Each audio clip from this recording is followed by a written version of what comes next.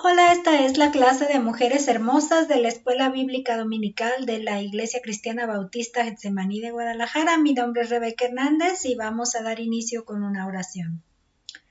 Gracias te damos, Padre bendito, porque nos permites tener un día más de estudio bíblico. Gracias te damos porque tú pones en nosotros las oportunidades para estudiar acerca de tu palabra y gracias porque nos estamos acercando ya al cierre de este estudio en el libro del Génesis. Te pedimos que nos guíes con tu entendimiento, el entendimiento que necesitamos para reconocer las verdades bíblicas y ponerlas en práctica en nuestra vida. Te pedimos que nos guíes en este estudio en el nombre de nuestro Señor Jesús. Amén. Estamos trabajando en esta clase el material llamado la Biblia libro por libro. Estamos en el primer volumen y como mencioné en la oración, estamos terminando lo que es el libro del Génesis y en la siguiente lección estaremos trabajando el Evangelio de Mateo. Estamos ya en la séptima unidad y última de esta sección y se titula José con su familia en Egipto. Tenemos un versículo clave para memorizar de las tandas de 4 que hemos estado proponiéndonos a aprender y es el estudio José traslada a su familia en Egipto basado en Génesis 41:12. Aún no me lo he aprendido, pero vamos a leer que dice, he aquí vuestros ojos ven y los ojos de mi hermano Benjamín, que mi boca os habla. Esta es la parte que necesitamos ir memorizando, aunque no sea tan textual, sería útil poder recordar qué contenido es el que se está enfatizando y también qué mensaje central tiene esa lección. El estudio de hoy es el estudio 26, José conforta a sus hermanos. La base bíblica, bueno, tenemos el contexto en Génesis del 48 hasta el 50. 48:16, de hecho, ahí está mencionado. No, más bien 48 del 1 al 50:26. Esa es la lección. Tenemos Génesis 48 en algunas porciones, Génesis 49 algunas porciones y Génesis 50 algunas porciones. El versículo clave de esta lección está en Génesis 50:20. Vosotros pensasteis mal contra mí, mas Dios lo encaminó a bien, para hacer lo que vemos hoy, para mantener en vida a mucho pueblo. Es lo que dijo José. ¿Cuál es la verdad central de esta lección? La importancia de saber perdonar. La importancia de saber perdonar. Como meta para este estudio, meta de enseñanza-aprendizaje es siempre demostrar, por eso lo puse aquí en el centro. Y por un lado, demostrar nuestro conocimiento de cómo José perdonó a sus hermanos, o sea, nuestro conocimiento bíblico, qué dice la Biblia. Pero también cuál va a ser mi actitud ante este hecho de que es necesario saber perdonar a las personas que te han ocasionado algún daño. Saber perdonar a las personas que te han ocasionado algún daño. Esa es la parte importante en esta sección. Necesitamos entonces verificar que estemos no solo viendo la parte de conocimiento, sino también del corazón y de la acción. Para el estudio panorámico del día de hoy, estamos trabajando un bosquejo que se encuentra en el comentario bíblico de Jamieson, Fausset and Brown. Esta parte es el propósito de esta sección de este bosquejo es poder ver no solo la porción de la lección, sino todo el pasaje para que podamos sacarle el mayor provecho al estudio bíblico. Tenemos en el primer capítulo, que es el 48, que está abarcando todo el versículo 1 al 22, José visita a su padre enfermo. Y luego en la segunda parte es la bendición patriarcal que se encuentra en el capítulo 49, del 1 al 33, y por último la tercera sección, el luto por Jacob, que está en Génesis 50, del 1 al 26.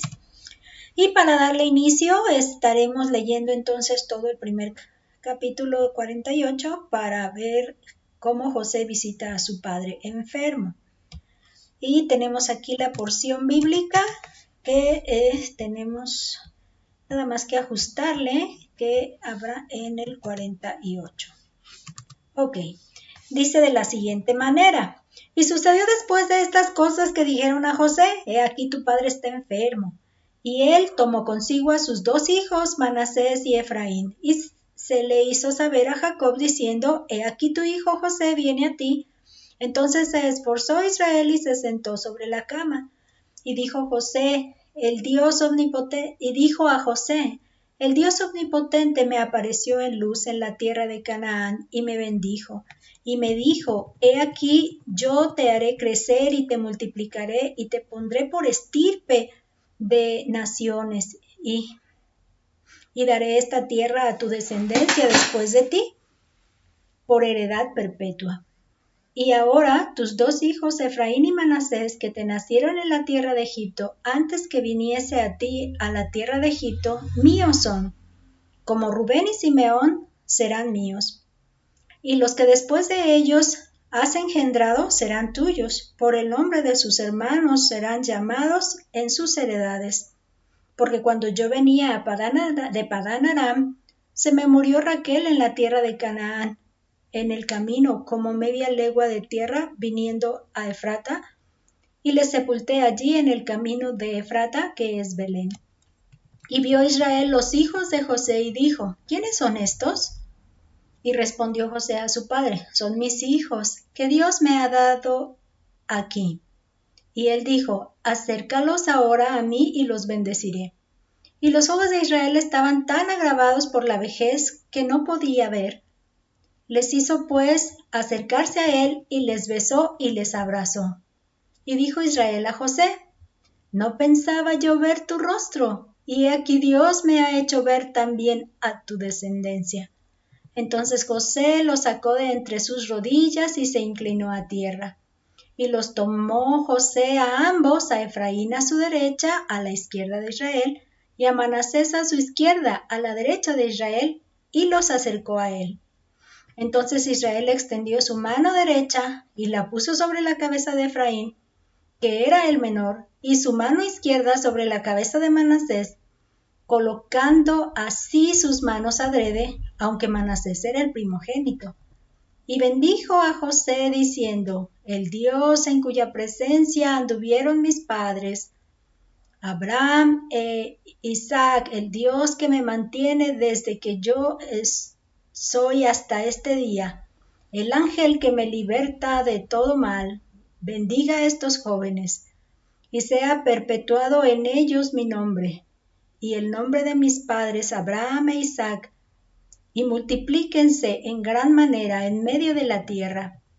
Pero viendo José que su padre ponía la mano derecha sobre la cabeza de Efraín, le causó esto disgusto y asió la mano de su padre para cambiarla de la cabeza de Efraín a la cabeza de Manasés. Y dijo José a su padre: no así, padre mío, porque este es el primogénito, pon tu mano derecha sobre su cabeza. Mas su padre no quiso y dijo: lo sé, hijo mío, lo sé. También él vendrá a ser un pueblo y será también engrandecido, pero su hermano menor será más grande que él, y su descendencia formará multitud de naciones. Y los bendijo aquel día diciendo: en ti bendecirá Israel, diciendo: hágate Dios como a Efraín y como a Manasés. Y puso a Efraín antes que a Manasés. Y dijo Israel a José: he aquí yo muero, pero Dios estará con vosotros, y os hará volver a la tierra de vuestros padres. Y yo te he dado a ti una parte más que a tus hermanos, la cual tomé yo de mano del amorreo con mi espada y con mi arco. En esta primera parte, lo que vamos a ver es que siendo José el proveedor de su familia, Jacob le encarga la preservación de la descendencia que es depositaria de la promesa. Todo lo que Dios le ha prometido a Abraham, le ha prometido a Isaac y le ha prometido a Jacob, ya no va a dirigirse solo a una persona, sino en esta ocasión va a ser a los 12, hijos que él ha engendrado. Entonces, esta es la descendencia de la cual ahora se va a hablar como nación, como familia de Jacob. Entonces Jacob hace remembranza de la promesa que incluye bendición, incluye la multiplicación y incluye la heredad, es decir, una tierra donde habitar. Entonces Jacob toma a los 2 hijos de José como propios para heredad junto con sus otros hijos. Eso es algo que es muy, muy interesante, pues que Jacob decide incluir a ellos dos entre los que han de heredar, en este caso la tierra y las promesas. Y es una bendición. No sé si a ustedes les pasa que cuando, bueno, no casada, pues no me sucedió, pero por ejemplo, en la casa de la familia, nosotros hemos sido 9 hijos, uno ya partió con el Señor, y nos dimos cuenta de que pues los favoritos siempre se dejan ver, o sea, siempre se dejan saber quién es el favorito de quién, mamá o papá. Y nos dimos cuenta de que mi hermano, el más pequeño, era el favorito de mi mamá. Entonces, una cosa que sucedió, pues, que cuando mi hermano empezó a tener descendencia, su primer hijo, por ejemplo, era el consentido. Mi mamá estaba feliz, lo cuidaba, de hecho, lo cuidaba y pues compartió mucho tiempo junto con ella. Y es algo que no se puede evitar ver, que siempre la descendencia del favorito y el favorito pues lo tienen en la alta estima, ¿no? Los papás. Aquí, por ejemplo, lo que estamos observando es que él ya está a punto de fallecer, bueno, está enfermo y por lo mismo está a punto de fallecer. Entonces, en el comentario de Jameson, Fawcett and Brown dice, la intención del anciano patriarca era adoptar a los hijos de José como suyos, dándole así una doble porción. Se indican las razones de este procedimiento. Lo que este texto nos dice es cómo es que al adoptarlos estos dos, él obtiene una doble porción de herencia, de lo que serían las posesiones que Jacob tendría, ¿no? Y precisamente en este texto estamos observando, dice primero de Crónicas 5, 1 y 2, les puse los 2 versículos para que se entendiera un poquito mejor el contexto. Dice, los hijos de Rubén, primogénito de Israel, porque él era el primogénito, mas como violó el lecho de su padre, sus derechos de primogenitura fueron dados a los hijos de José, hijo de Israel, y no fue contado por primogénito. Bien que Judá llegó a ser el mayor sobre sus hermanos y el príncipe de ellos, mas el derecho de primogenitura fue de José. Y es precisamente en este momento que él le está otorgando esa primogenitura. Algo que nos llamó la atención es que el comentario menciona el patriarca, ¿no? Y mucho en nuestro libro de estudio que tenemos se mencionan los patriarcas. Entonces me pareció muy útil poder encontrar el significado que tiene esta palabra o este puesto, por decirlo así, ¿no? Este lugar que es una palabra de nombre tipo masculino. Dice, hombre que por su experiencia o sabiduría es respetado por un grupo familiar o una comunidad en los cuales goza de autoridad. También dice nombre dado en la Biblia a algunos personajes del Antiguo Testamento que fueron jefes o cabezas de una numerosa familia o descendencia, que precisamente fue el caso de Abraham, ¿no? Abraham es el primero de esta descendencia y luego es Isaac y luego es Jacob, que precisamente del que estamos ahorita cerrando el grupo de los principales, ¿no? Que son los principales. Lo que les comentaba es que anteriormente yo descalificaba o bueno, sacaba del grupito de patriarcas a José. De hecho, cuando iniciábamos a ver los estudios, porque pues insistentemente los principales han sido Abraham, Isaac y Jacob. Pero también me di cuenta más adelante cuando estaba viendo la muerte que tuvo Esteban. Veo que en el discurso que él da en ese evento, habla de los patriarcas y los está describiendo a los 12 hijos de Jacob.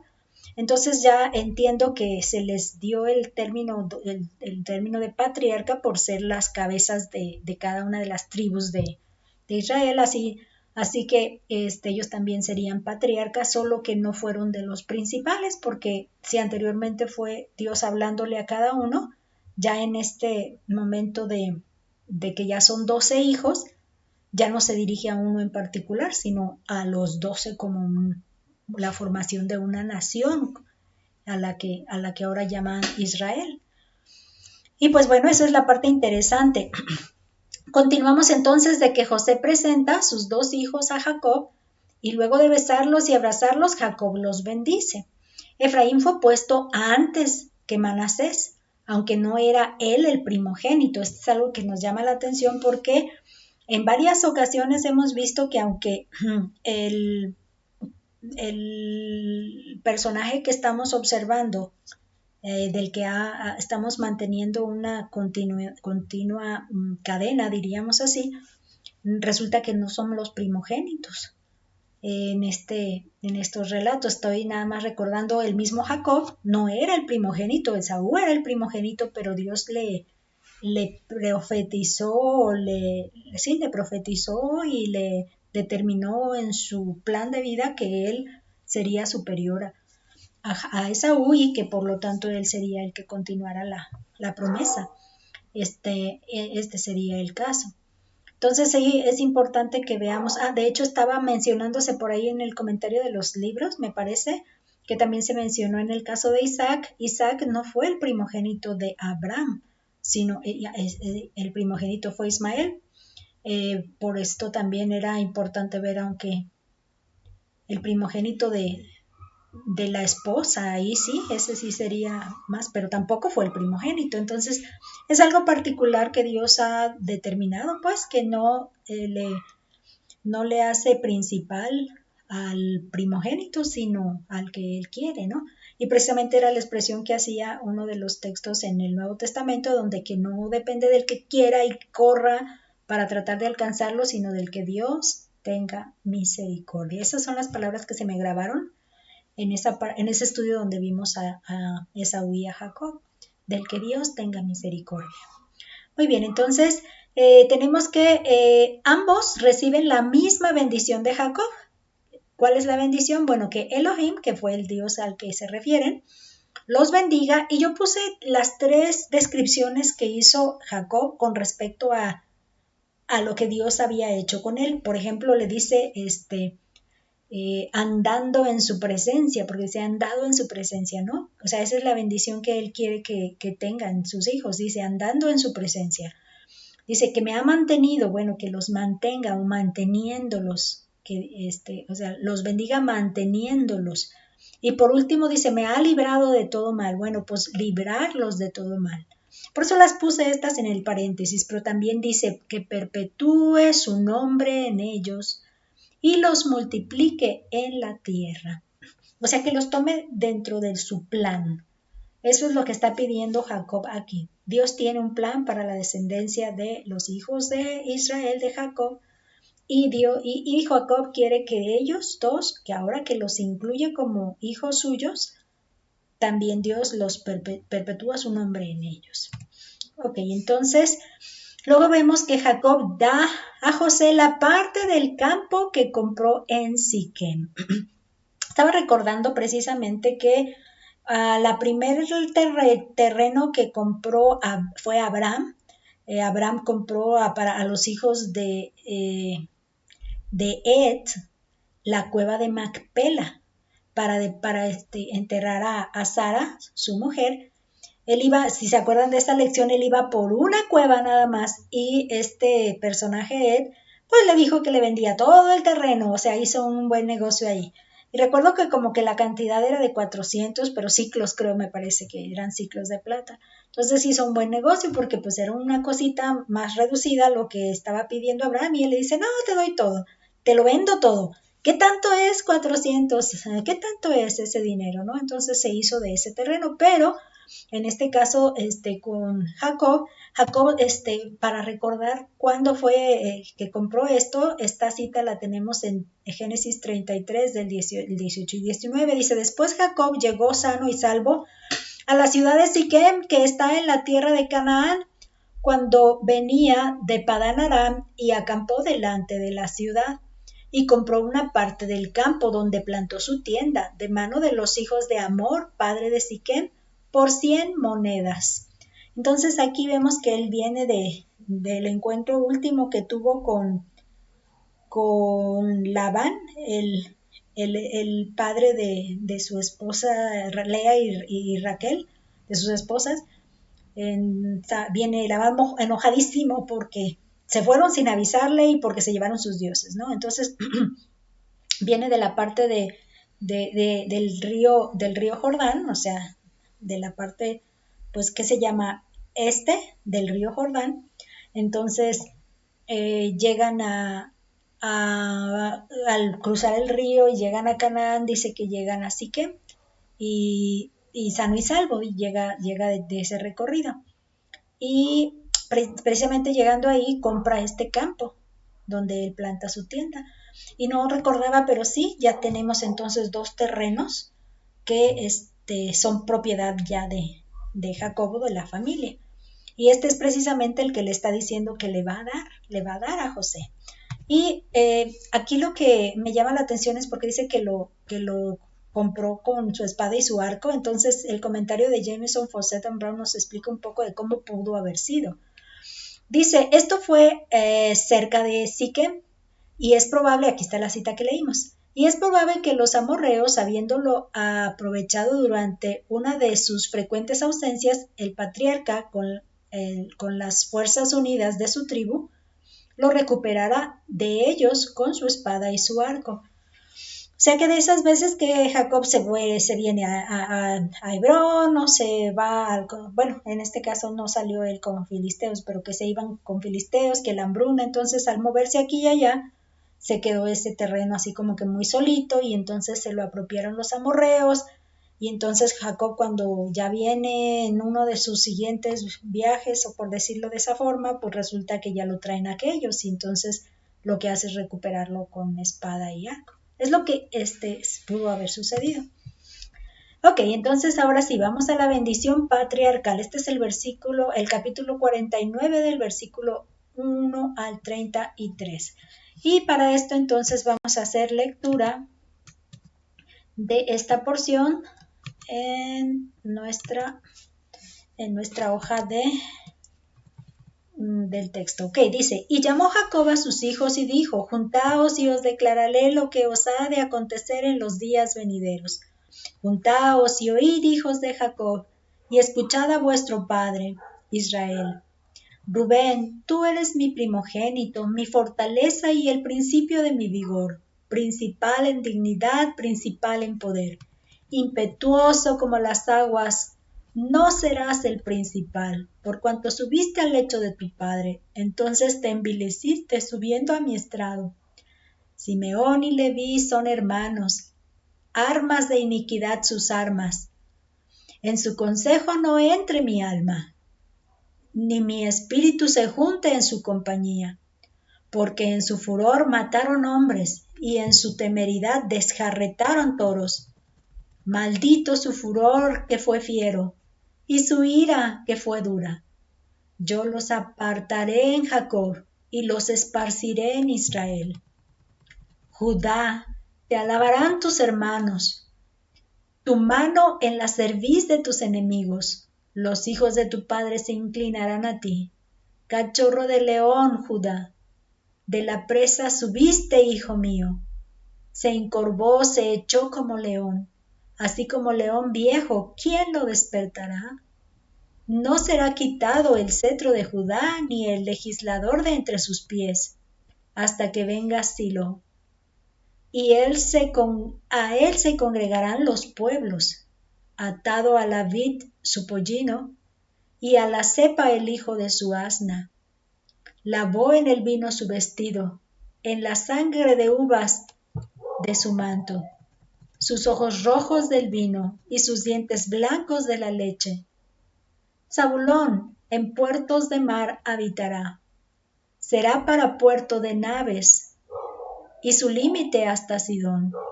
Issacar, asno fuerte, que se recuesta entre los apriscos, y vio que el descanso era bueno, y que la tierra era deleitosa, y bajó su hombro para llevar, y sirvió en tributo. Dan juzgará a su pueblo como una de las tribus de Israel. Será Dan serpiente junto al camino, víbora junto a la senda, que muerde los talones del caballo y hace caer hacia atrás al jinete. Tu salvación esperé, oh Jehová. Gad, ejército lo acometerá, mas él acometerá al fin. El pan de hacer será sustancioso y él dará deleites al rey. Neftalí, sierva suelta, que pronunciará dichos hermosos. Ramá fructífera es José, ramá fructífera junto a una fuente, cuyos vástagos se extienden sobre el muro. Le causaron amargura, le asaetearon y le aborrecieron los arqueros. Mas su arco se mantuvo poderoso y los brazos de sus manos se fortalecieron por las manos del fuerte de Jacob, por el nombre del pastor, roca de Israel. Por el Dios de tu Padre, el cual te ayudará, por el Dios omnipotente, el cual te bendecirá, con bendiciones de los cielos de arriba, con bendiciones del abismo que está abajo, con bendiciones de los pechos y del vientre. Las bendiciones de tu Padre fueron mayores que las bendiciones de mis progenitores. Hasta el término de los collados eternos serán sobre la cabeza de José y sobre la frente del que fue apartado de entre sus hermanos. Benjamín es lobo arrebatador, a la mañana comerá la presa y a la tarde repartirá los despojos. Todos estos fueron las 12 tribus de Israel, y esto fue lo que su padre les dijo al bendecirlos. A cada uno por su bendición los bendijo. Les mandó luego y les dijo: yo voy a ser reunido con mi pueblo, sepultadme con mis padres en la cueva que está en el campo de Efrón el Eteo, en la cueva que está en el campo de Macpela, al oriente de Mamre, en la tierra de Canaán, la cual compró Abraham con el mismo campo de Efrón el Eteo, para heredad de sepultura. Allí sepultaron a Abraham y a Sara su mujer. Allí sepultaron a Isaac y a Rebeca su mujer. Allí también sepulté yo a Lea. La compra del campo y la cueva que está en él fue de los hijos de Ed. Y cuando acabó Jacob de dar mandamientos a sus hijos, encogió sus pies en la cama y expiró y fue reunido con sus padres. En esta porción, lo que vamos a ver es que Jacob llama a sus hijos para darles una bendición profética. Lo que nos está mencionando precisamente es que habla de los sucesos en el futuro, y así se los dice en el primer versículo. En el comentario de Jameson Fawcett Brown dice: no es a los dichos del santo que agoniza o agonizante, sino al profeta inspirado a los que se llama la atención en este capítulo. Bajo la influencia inmediata del Espíritu Santo pronunció una bendición profética y describió la condición de sus respectivos descendientes en los últimos días o tiempos futuros. Entonces esa es una parte bien importante, porque las palabras que Jacob está expresando aquí se hicieron realidad, sobre todo en los asentamientos que describe que cada uno va a tener, o las características o empresas que cada uno va a desempeñar, de tipo comercial o de producción, y esto está, o hasta las batallas que se van a a llevar a cabo o las van a librar. Todo esto se los está mencionando Jacob aquí a sus hijos. Eso es algo bien importante, bien interesante, ¿ves?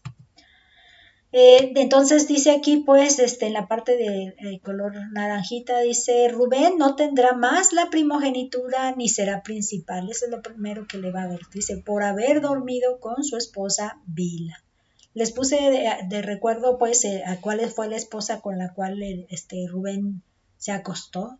Tuvo relaciones sexuales con su esposa y aun cuando Jacob se enteró, es lo que nos llama la atención, calladito, ¿no? Fue y le reclamó ni le estuvo instruyendo, pero en su momento como miren, en la bendición, ¿sabes qué? No primogenitura, no principal, no vas a ser principal, porque precisamente solito dice que se degradó, ¿no? Algo así se degradó, pero bueno, entonces vamos a pensar que siguió, ¿quién después de Rubén? Bueno, pues está Simeón, está Leví, que son los dos siguientes. Dice, ahora vamos viendo de ellos. Dice, Simeón y Leví tampoco serán principales por causa de su furor.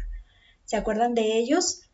Ellos, tuvieron un enojo tremendo. Dice, ese furor fue expresado en la masacre a los de Siquén. ¿Se acuerdan que les dieron engañosamente las palabras de, si no se circuncida, no vamos a emparentar?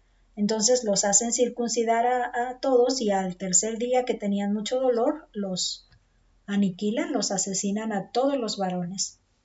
Y eso es una manera de expresar un furor que mata, un furor que destruye.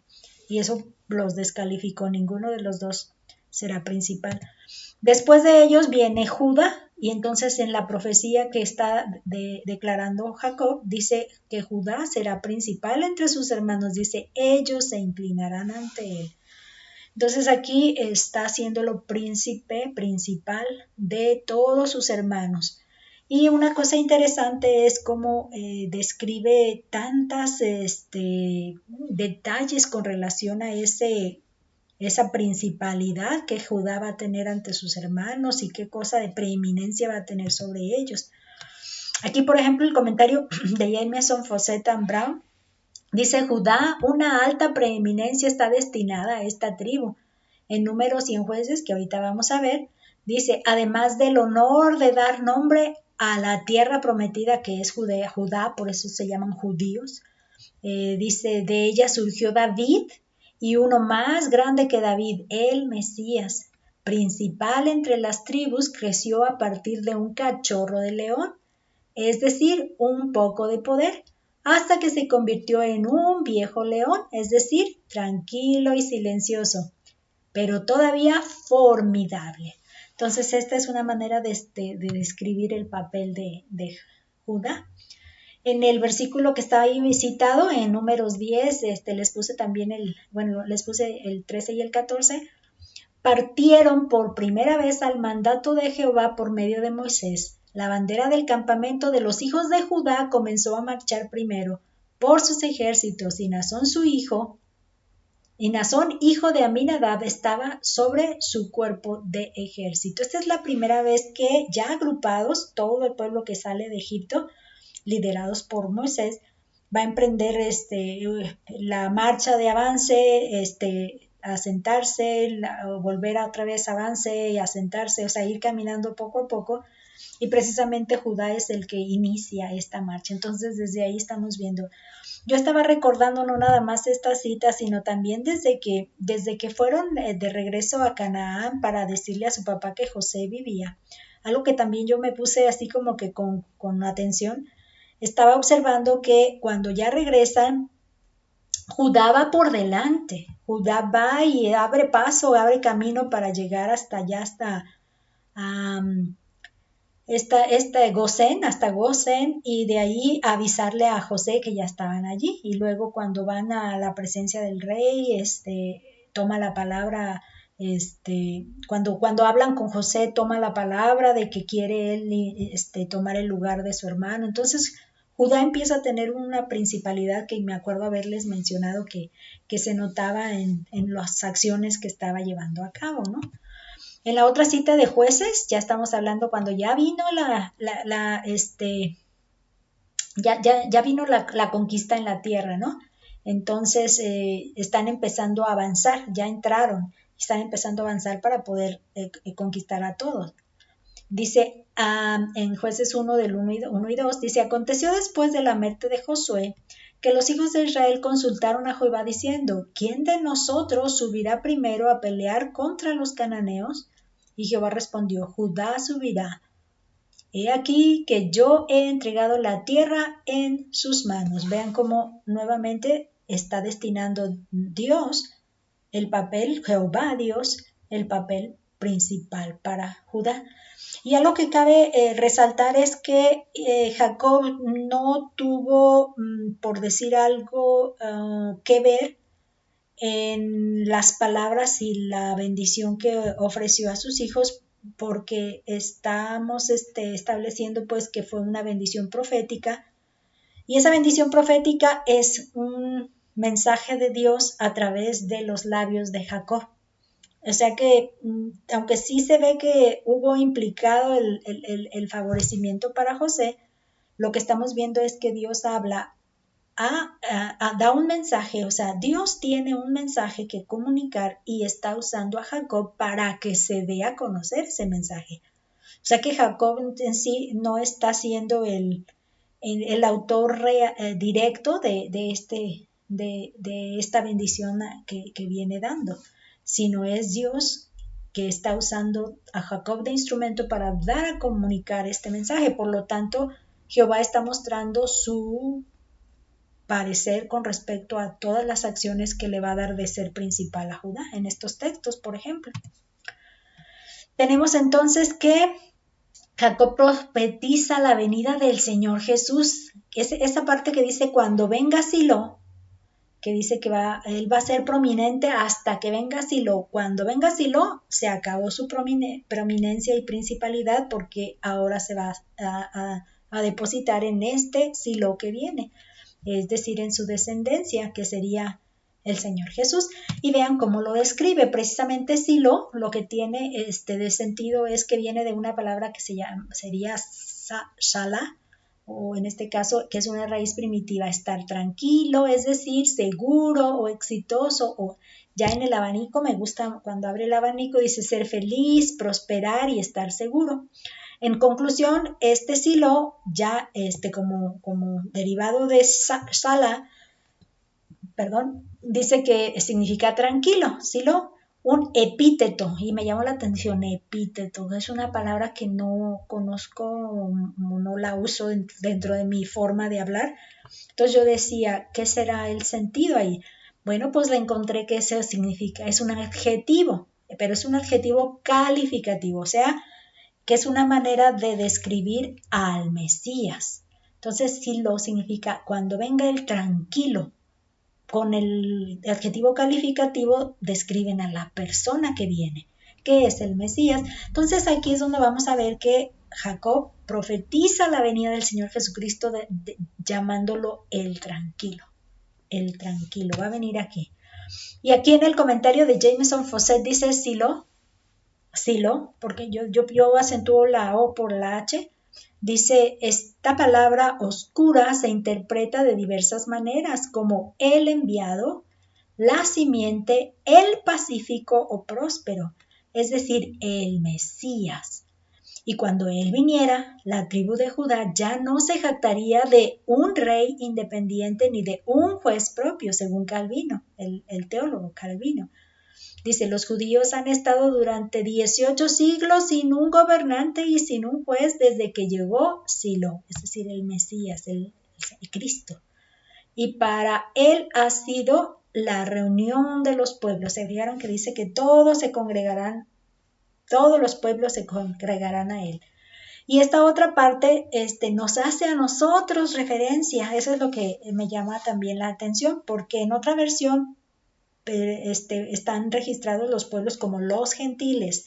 O sea que no se está limitando la bendición que está dando Jacob a solo el pueblo y solo los descendientes y solo los 12 hijos de Jacob, sino que nos incluye a todos los gentiles, es decir, los no judíos.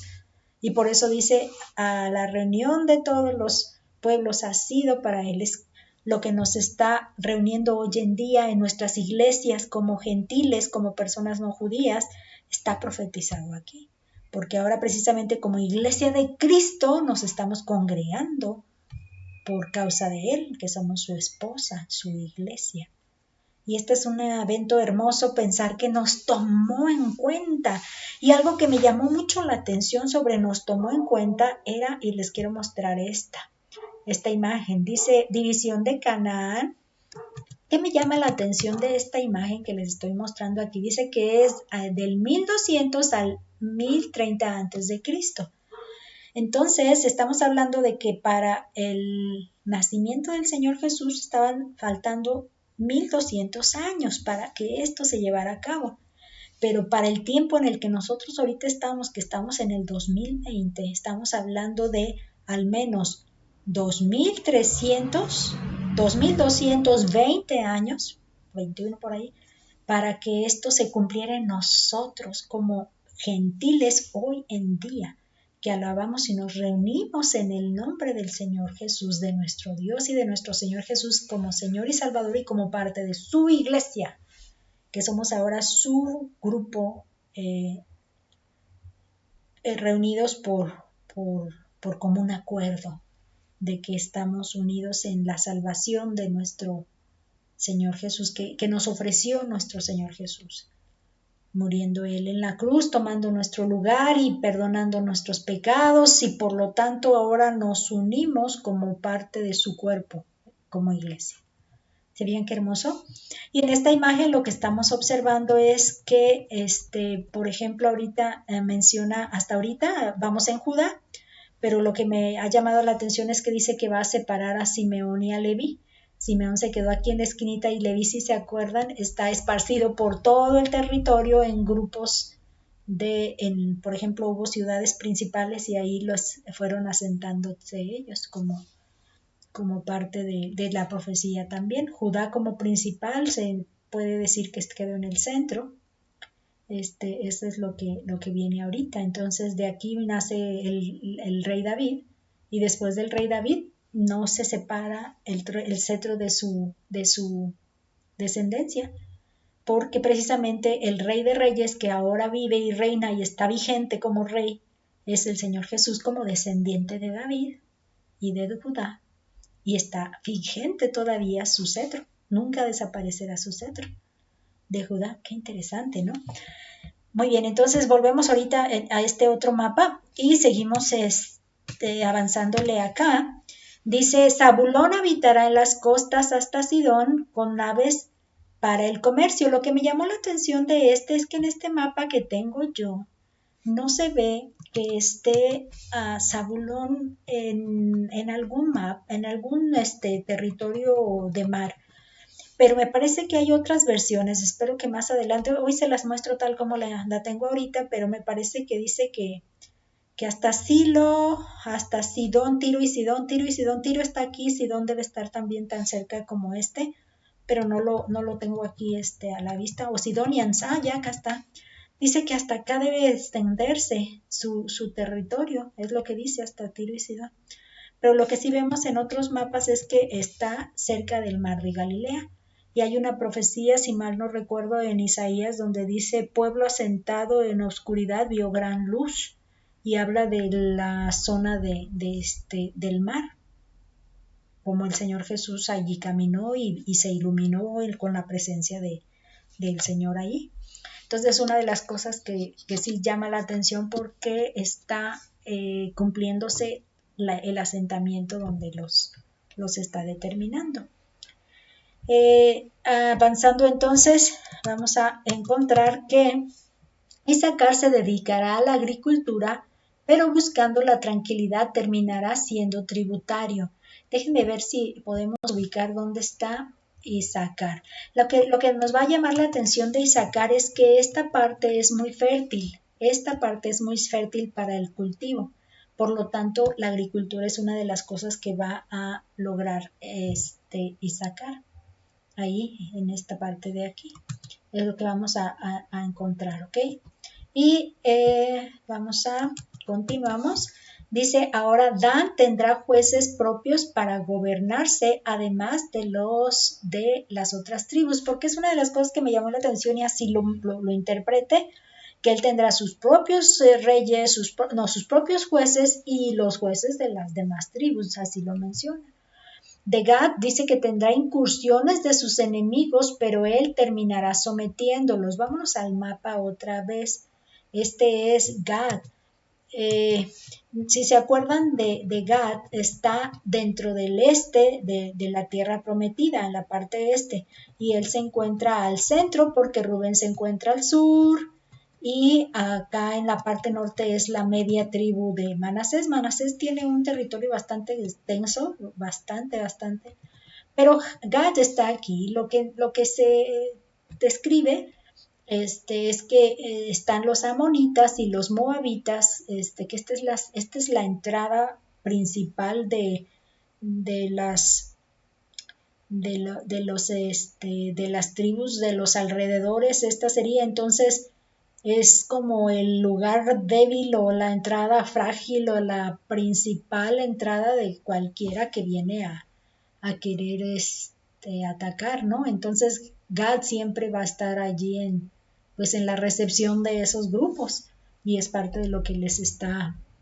profetizando, que aunque vienen las incursiones contra él al final sí lo va a lograr someterlos, sí va a lograr someterlos, sobre todo porque están cerca de su territorio allí. Ok, entonces dice que hacer además del pan con manjares para reyes. Este es el territorio que sí aparece, si ustedes pueden verlo, que sí aparece ya en la parte más hacia Tiro y Sidón.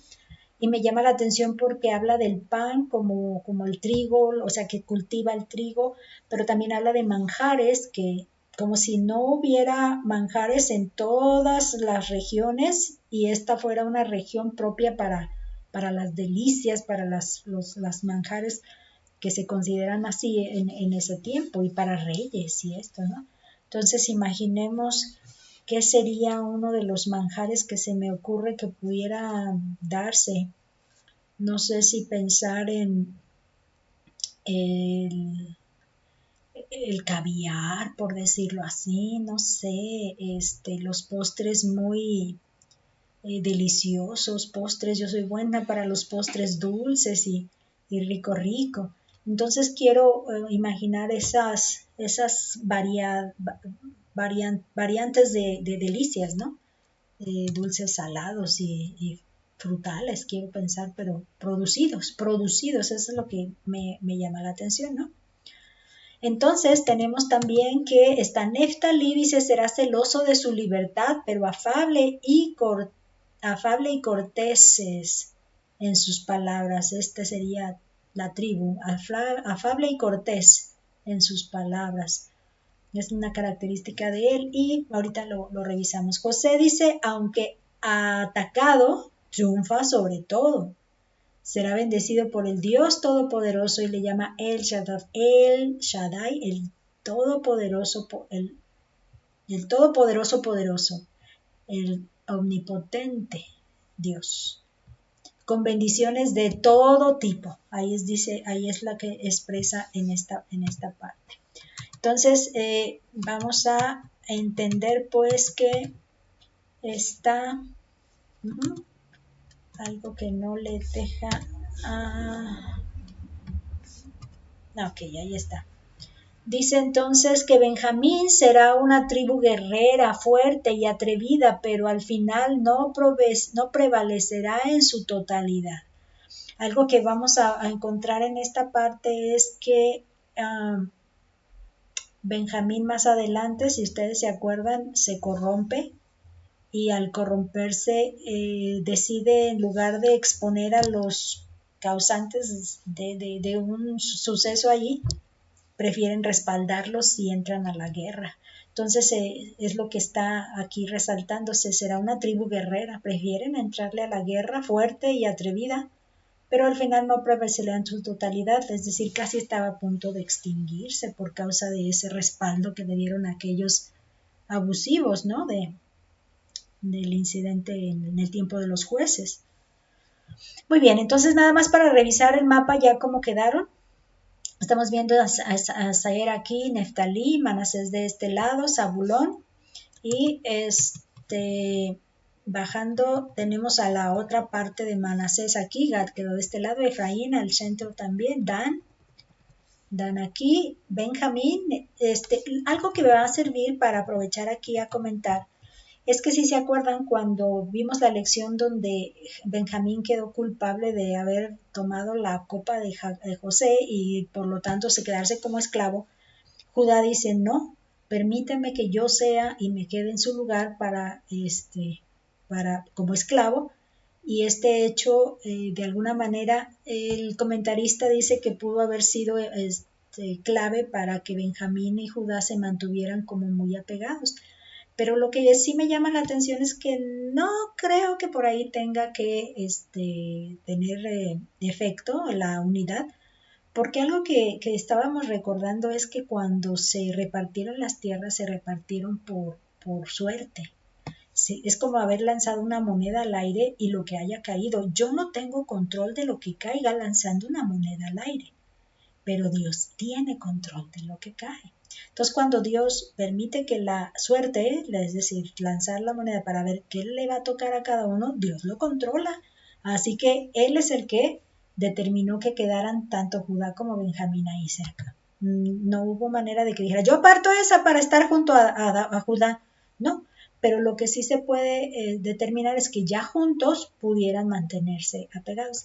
Y recuerdo que en una lección pasada les había mencionado la unidad, pero refiriéndome en lugar de Benjamín a Efraín, porque como que recordaba que eran las tribus más cercanas, pero no, ahora vemos que sí es esta sección más pegadita, Benjamín a Judá, y de alguna manera se mantienen ahí muy cercanos.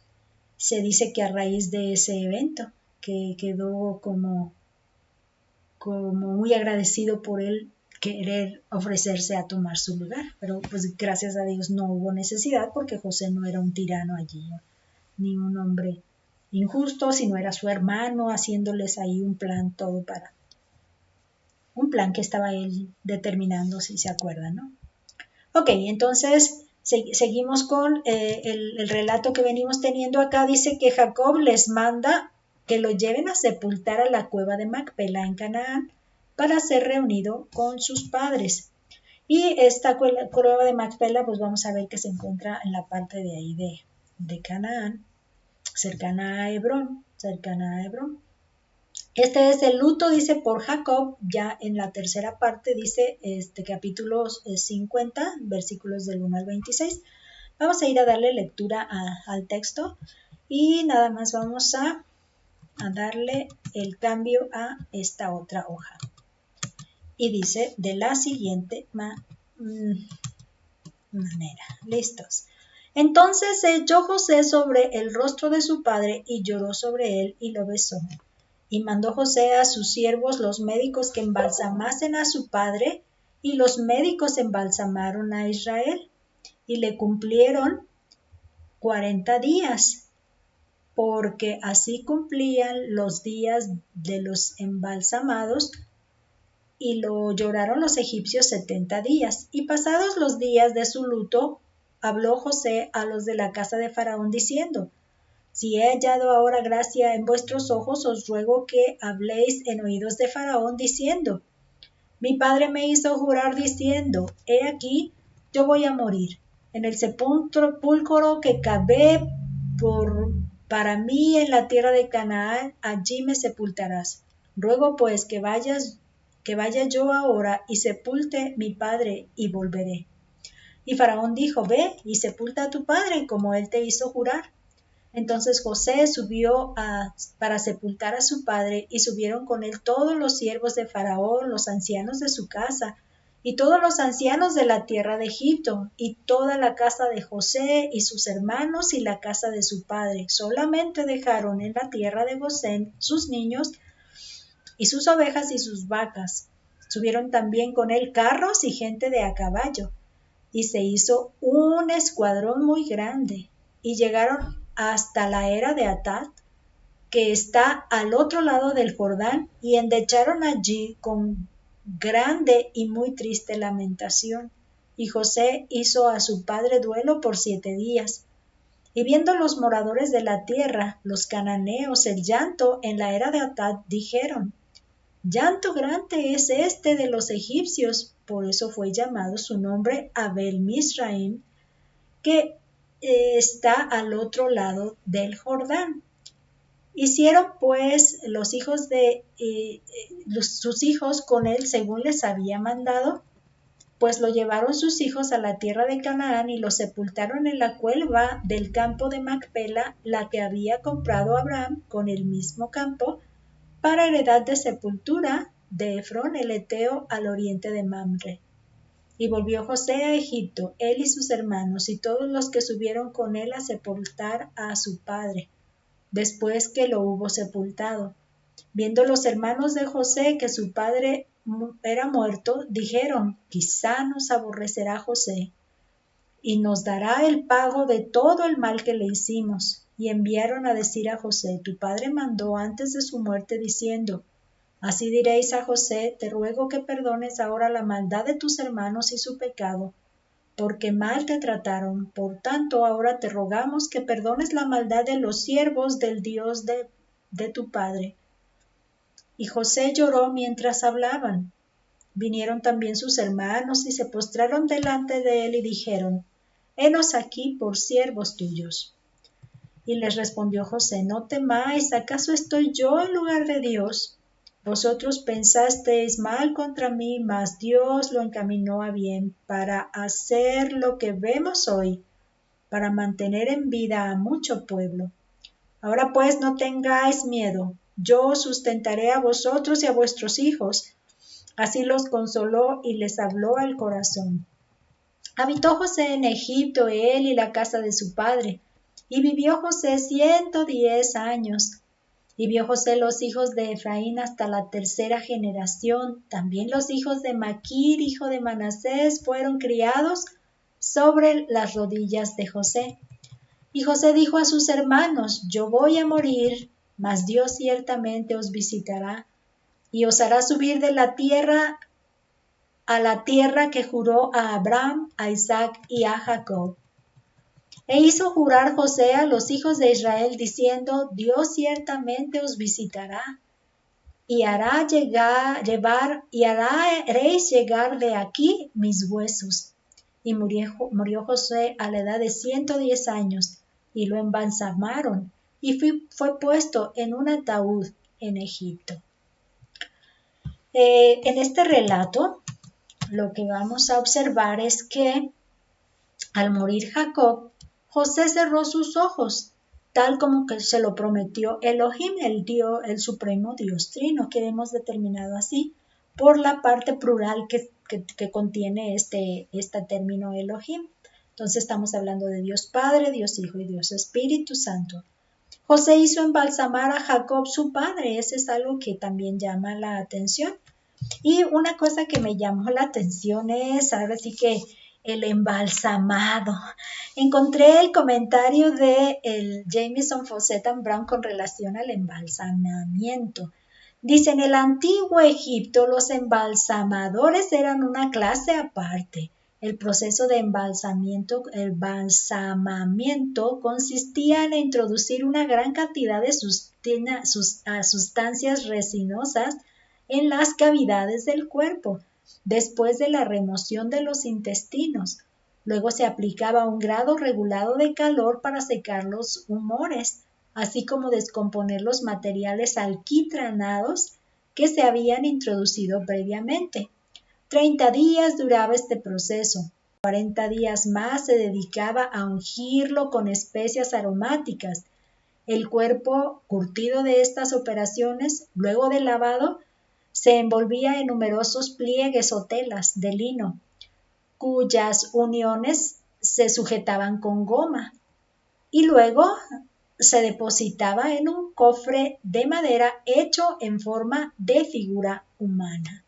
Y pues dije, pues vamos a buscar imágenes, pero había unas bastante impresionantes, así que busqué una que fuera un poco más tipo ilustración caricaturesca o de tipo caricatura, por ser dibujos como dibujos más que como fotos, ¿no?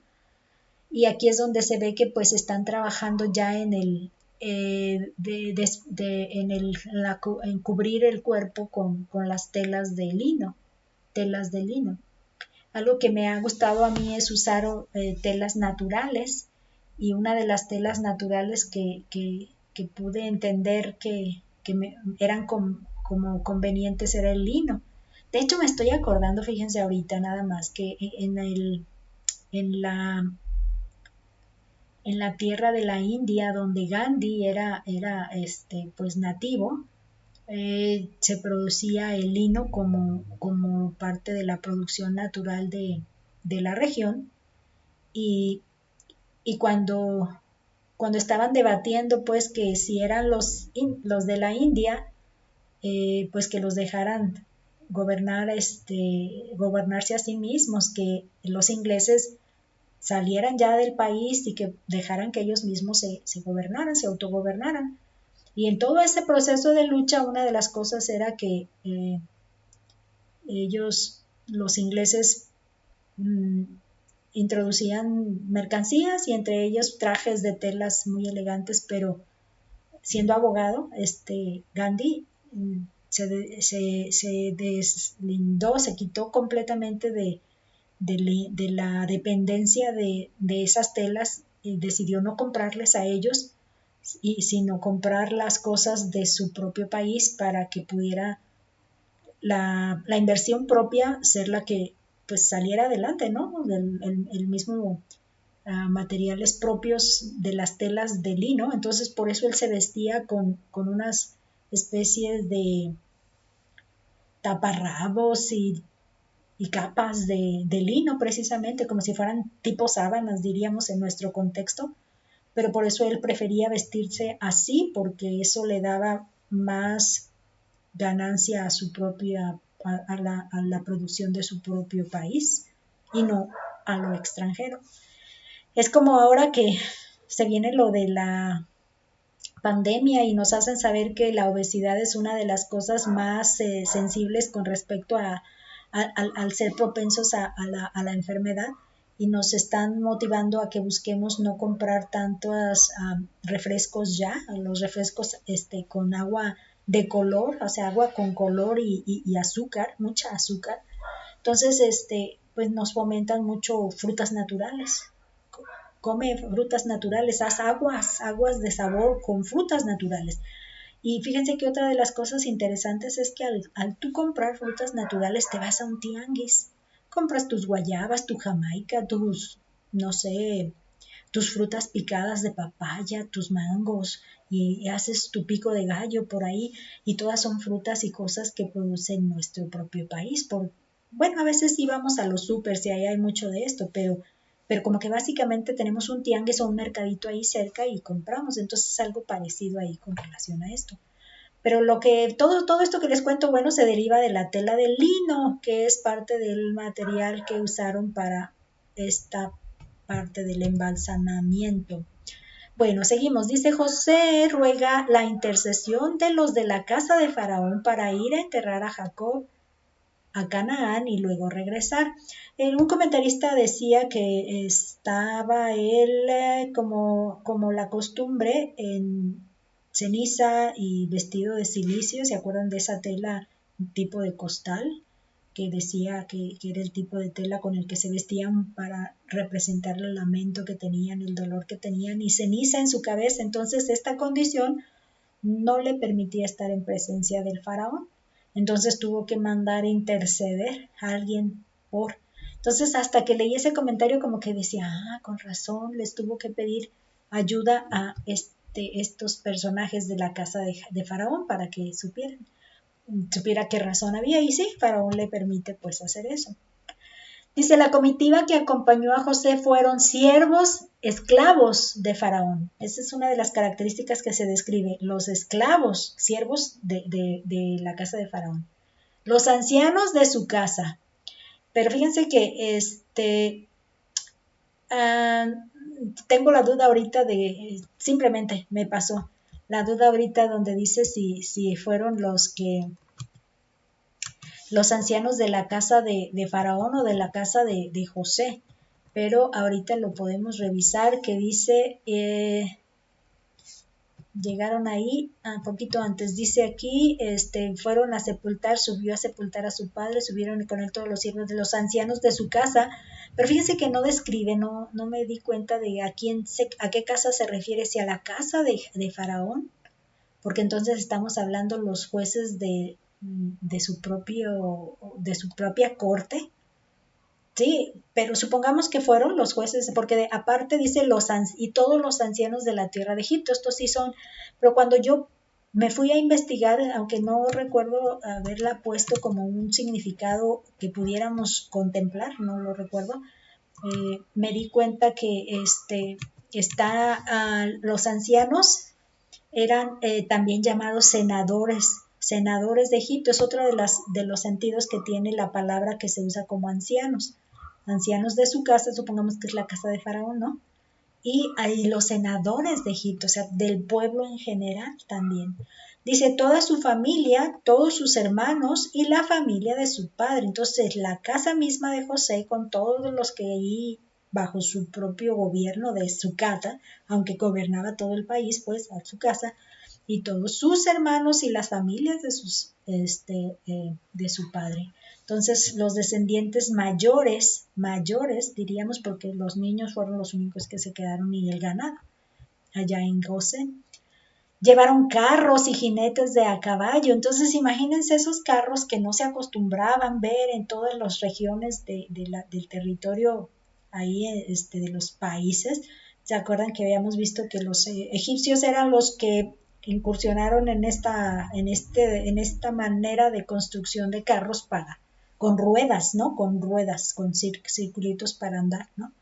Y tirados y aparte jinetes de a caballo. Dice que hicieron una parada en la era de Atad que se llamó Abel Misraim, donde hicieron duelo 7 días.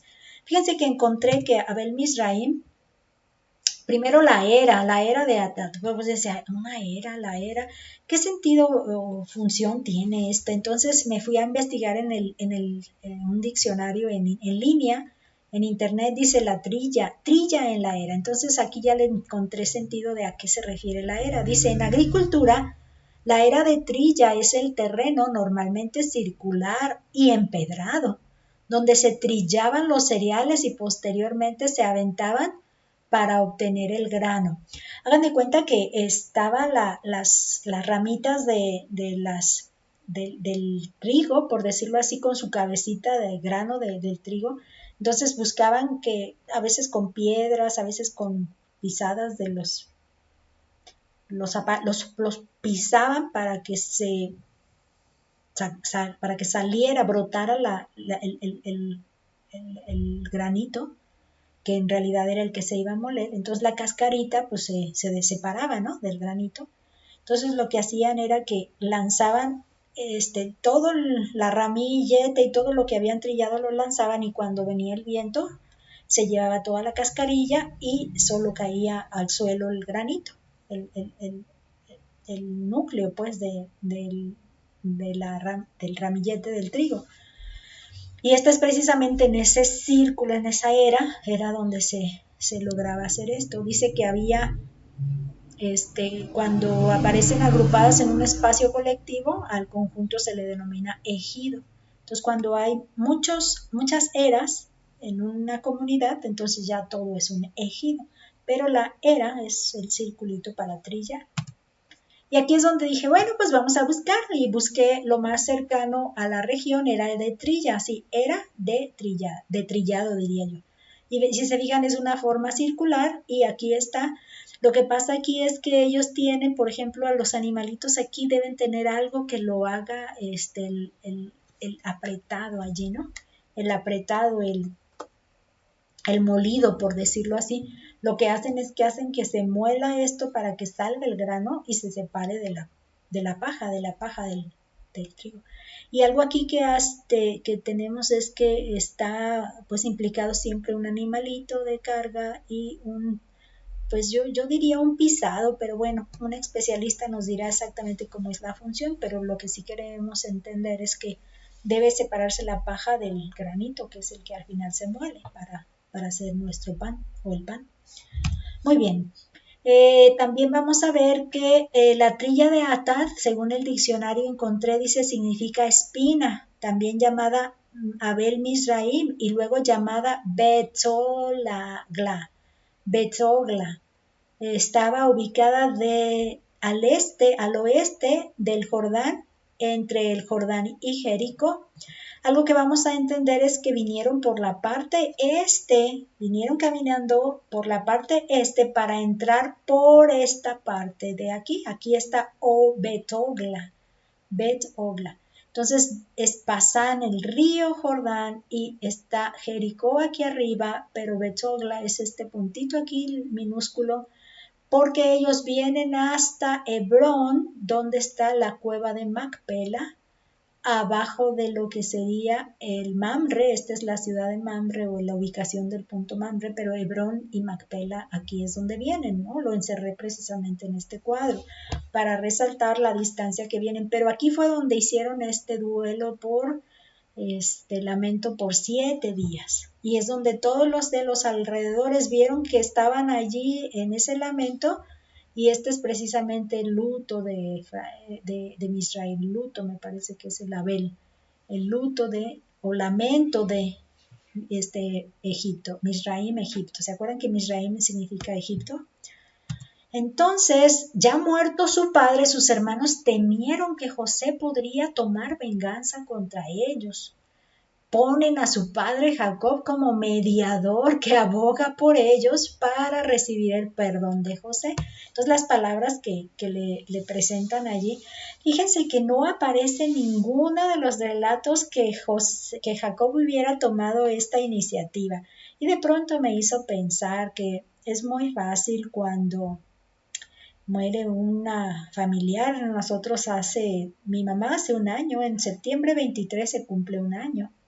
Y mi otro hermano en mayo, 6 de mayo, falleció, pero en el mayo anterior a mi mamá. Y recuerdo que para tomar decisiones de qué hacer, que si se compraba, que si no se compraba, que si se hacía, que si se tenía tal decisión, había muchos comentarios. Decía, es que mi papá quería que se hiciera esto, o es que mi hermano quería y le gustaba que se hiciera esto otro, y es que a mi esposo le gustaba. O sea, había muchas cosas que se decían, pero pues no había manera de probarlo. Eso es algo que me llamó la atención por lo que vivimos con mi hermano, que no sabíamos qué tan verídico fuera. Hasta en el trabajo, sus compañeros, es que el doctor Carlos así hacía y así quería y así esto. Y pues sí, nos sorprendimos cómo muchas cosas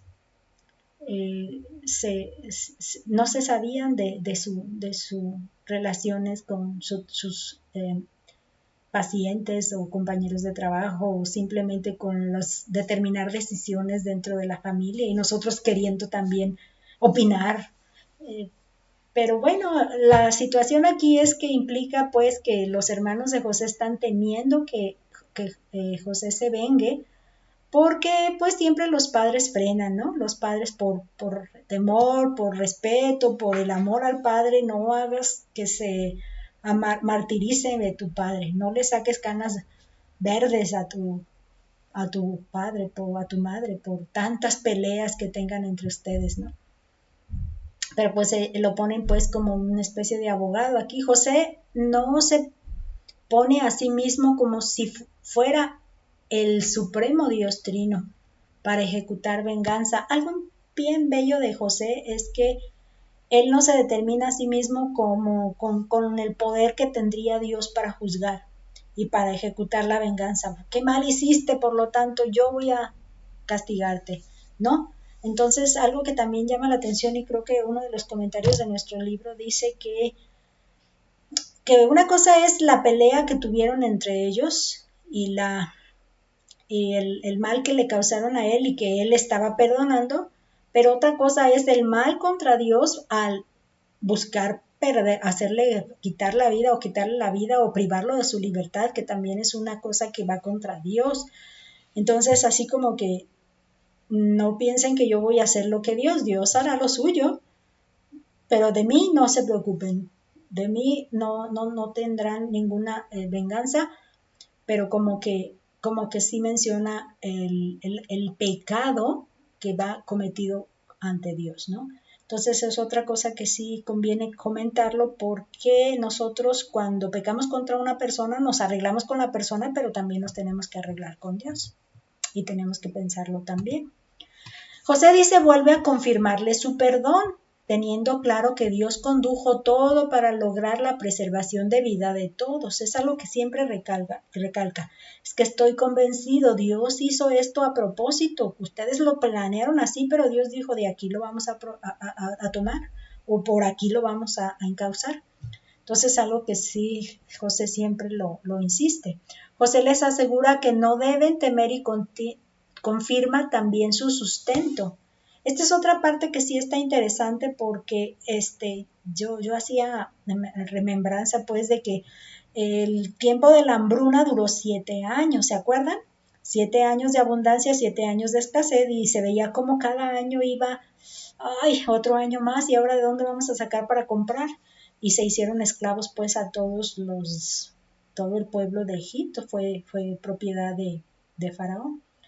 Pero ya para estas alturas de José, estamos hablando de que cuando Jacob llega a ver a José, José ya tendría unos 37 años, 38, 39, por ahí los dos, dice que habían pasado, todavía ni siquiera empezaban los años no, iban 2 años de escasez y todavía faltaban 5.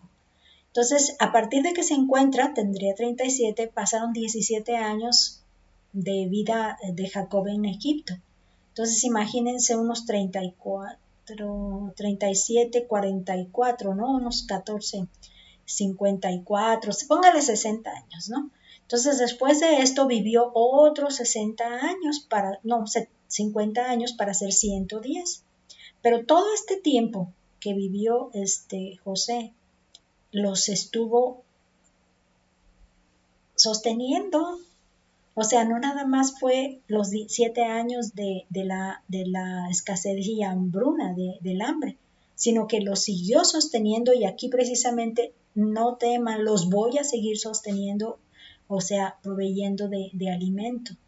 Ese es algo que llama la atención, porque significa que realmente fueron muchos años de que estuvo sosteniendo todas sus necesidades como pueblo, y por eso se pudieron multiplicar, ¿no? Que más adelante ya viene otra cosa más que propició la multiplicación. Pero entonces José les consuela hablando al y con el corazón. ¿Por qué les puse al y con? Al corazón de sus hermanos, pero con el corazón de él hacia sus hermanos, porque precisamente la palabra que usa, el conector que se usa para decir al corazón y con el corazón incluye los dos términos. Entonces a mí me llamó la atención que no necesariamente está hablando como él les habla al corazón, sino también que pudo ser que él les habló con el corazón. Entonces, ¿por qué no las dos? Las dos tienen la misma significación, así es de que ambas cosas, con el corazón y al corazón, es que les estuvo hablando. Entonces aquí lo que vamos a ver, pues ya para acercarnos a su final, es que José vivió 110 años y pudo ver a sus bisnietos, tanto de Efraín como de Manasés. Fíjense que aquí otra curiosidad y otra, ¿qué significa en realidad una tercera generación? ¿Quién es la primera? ¿Quién es la segunda? ¿Quién es su tercera generación? Entonces así como que me auxilié con comentarios y con lo que investigué en línea. Dice, ¿cuánto es una generación? Dice, una generación dura aproximadamente de 40 a 70 años, ya que una generación es un conjunto de personas que nacen en fechas próximas y crecen en sociedades semejantes y que se comportan de manera parecida en algunos sentidos. Y luego encontré esta otra, que dice, y otra se preguntaban, ¿cuántos años son una generación? Dice, una generación es toda la gente que nace y vive más o menos al mismo tiempo considerada colectivamente. También puede describirse como el periodo promedio, generalmente considerado como de 20 a 30 años, durante el cual los hijos nacen y crecen, se convierten en adultos y comienzan a tener hijos. O sea que el promedio de edad pudiera ser entre los 30 y los 40 cuando ya pueden engendrar a una siguiente descendencia y ahí se convertiría como en una siguiente generación. Entonces vamos a pensar en un promedio de 40 años. Si pensamos en un 30-40, José vivió 110 años, lo que significa que a los 40 años pudo haber sido, de hecho decía que tenía como 30 y fue cuando le dieron a Sena de esposa y fue cuando tuvo antes de entre los 37 más o menos, cuando todavía estaba la abundancia de la producción de los 7 años. Dice que ahí le nacieron antes de llegar a la hambre, al hambre, a la escasez. Entonces tiene entre los 37 por ahí, vamos a pensar en los 37. Él tiene a sus 2 hijos. Entonces vamos a pensar que a los otros 40, vamos a pensar a los 70, puede haberse dado el primer hijo de su primogénito o de Efraín o de Manasés, el primer hijo. Vamos a ver esta ilustración. Mire. Entonces, primero habla de Efraín. Esa es otra cosa que vamos a entender aquí, que a Efraín lo pone como prominente, ¿no? A él lo menciona primero, por eso lo tuve que poner aquí primero, y luego después menciona a Manasés, por eso lo puse así acá abajo. Entonces, Efraín lo tuvo como a los 37 años. Supongamos que pasan los 40 años y entonces engendra Efraín a su primer hijo, y viene a ser ya su nieto de José. Y luego después de entonces viene la siguiente generación pasando otros 40 años. Estamos hablando a los 110 años. Vamos a pensar los de 30 para que le alcance tiempo a verlos crecer un poquito, ¿no? Entonces vamos a pensar a los 67, está este nieto, y como a los 97 estaría este bisnieto. Entonces veo primera generación, segunda generación, tercera generación. Y en el caso de Manasés, lo que dice que es su primogénito, dice que vio crecer a su nieto, o sea, al hijo de Manasés, que es Maquir, hijo de Manasés, su nieto, y dice que a su bisnieto, el hijo de Maquir, o sea, el bisnieto de José, dice que lo crió en sus rodillas o algo describe ahí, que lo crió él. Quiero pensar que es simbólica la forma, o me imagino que era como la escuela en casa.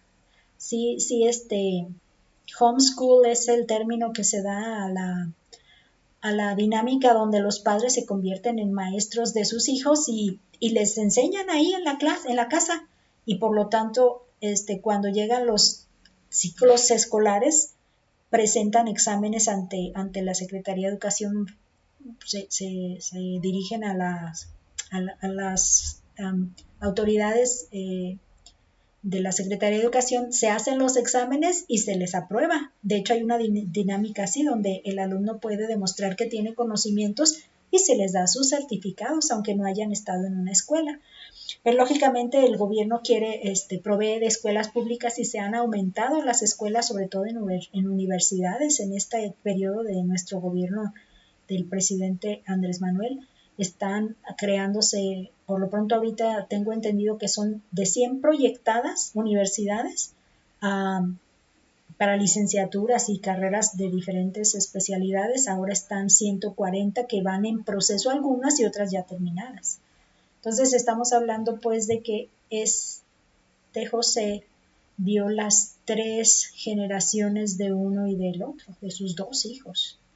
Imagínense, de un periodo de 30 años promedio, pudo alcanzar a ver,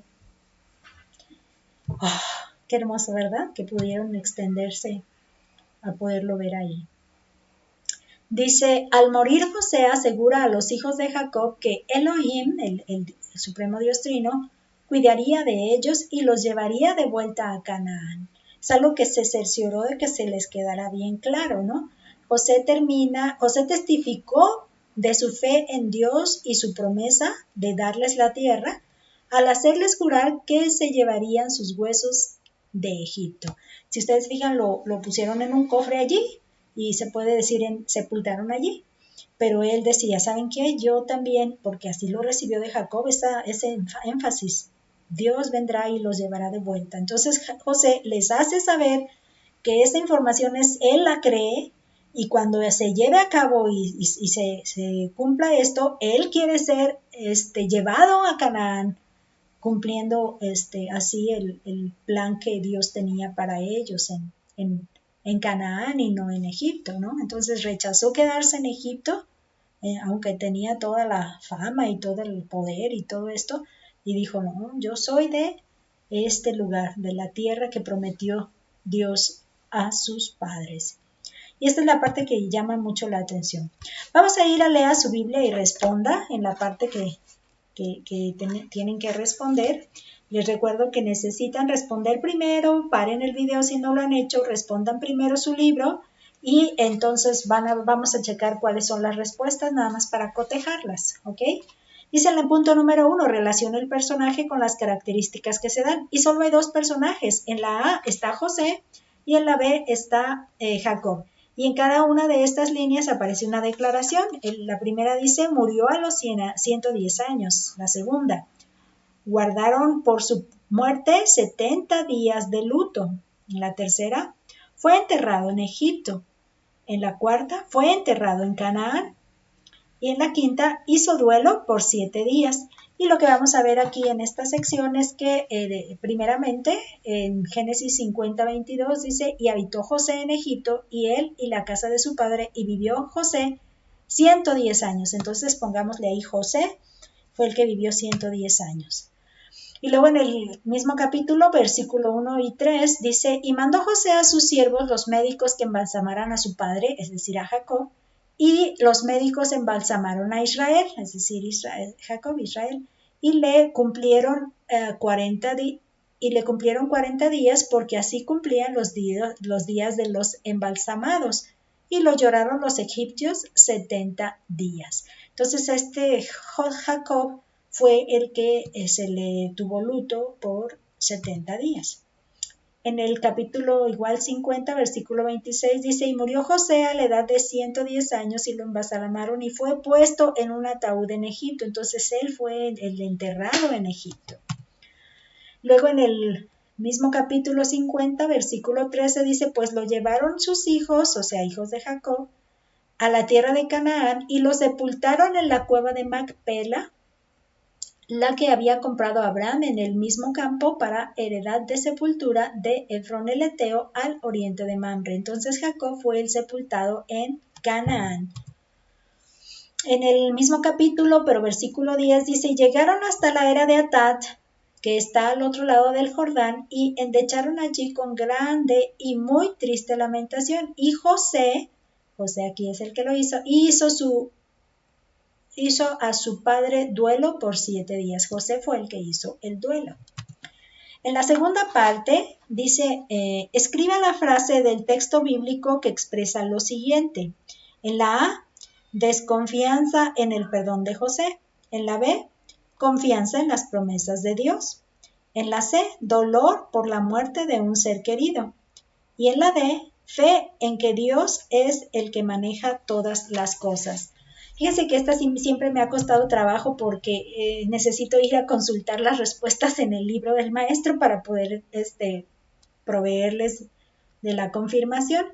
Aquí está el capítulo 50, versículo 15, dice, viendo los hermanos de José que su padre era muerto, dijeron, quizá no se aborrecerá José. Entonces aquí ellos tenían desconfianza del perdón de José y nos dará el pago de todo el mal que le hicimos, ¿verdad?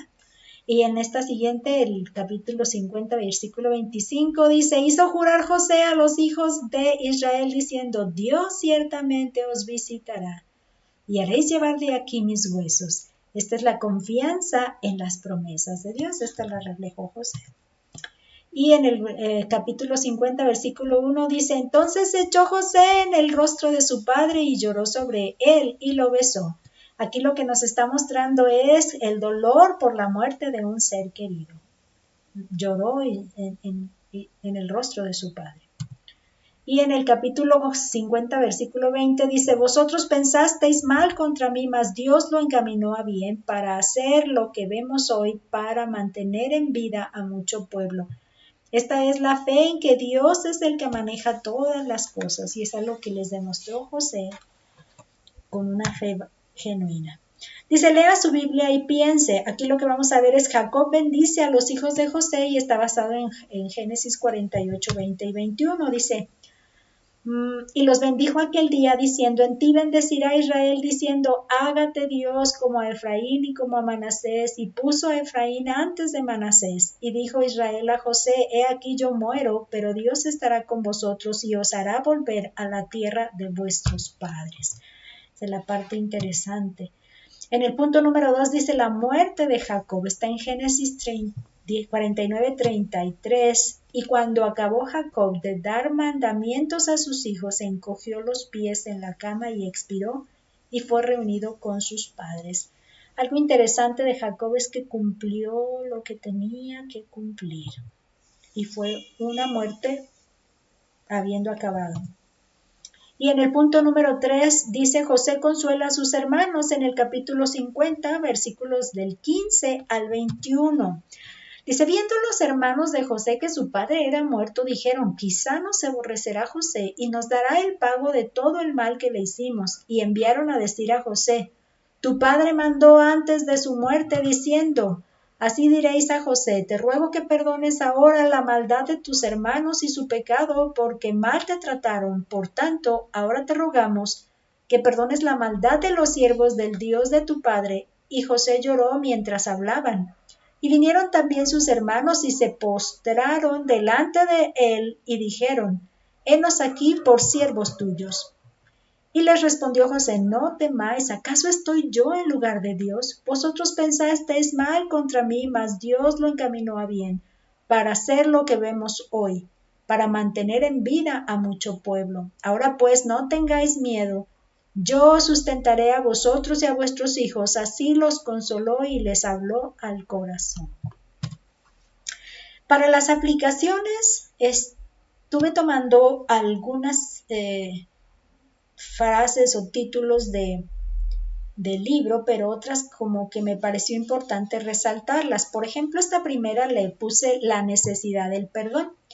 Dice, cargar con la culpa de un pecado cometido es semejante a vivir en esclavitud. Vayamos inmediatamente ante aquel que puede liberarnos tanto en el cielo como en la tierra. Y algo que quiero enfatizar aquí es que le pasó pues a los hermanos de Jacob, que pasaron muchos años sin encarar la maldad que habían cometido con José y enfrentarlo a él y decir, la regamos, perdónanos, ¿no? Vamos a enmendar esto. Sino que ya para este momento que muere a Jacob, ellos dijeron, ¡ay, se nos va a revertir, se va a vengar ahora sí por fin!, ¿no? Entonces es algo que ellos cargaron mucho tiempo la culpa. Entonces, ¿cuál es aquí la invitación, motivaciones? ¿Sabes qué? Inmediatamente vamos, tanto a aquel que en la tierra lo afectamos, le causamos mal, ir rápidamente y pues, ¿sabes qué? Quiero enmendar esto, como por una frase que yo recuerdo haber expresado era, ¿cómo consideras tú que que podría funcionar para resarcir o que requieres tú para resarcir el daño y ya dejar esto y olvidar? ¿Qué necesitas tú para resarcir el daño? O sea, yo recuerdo haber expresado esas palabras en una situación que se presentó pues de que había y hay división actualmente todavía en la familia, dentro de la familia, ¿no?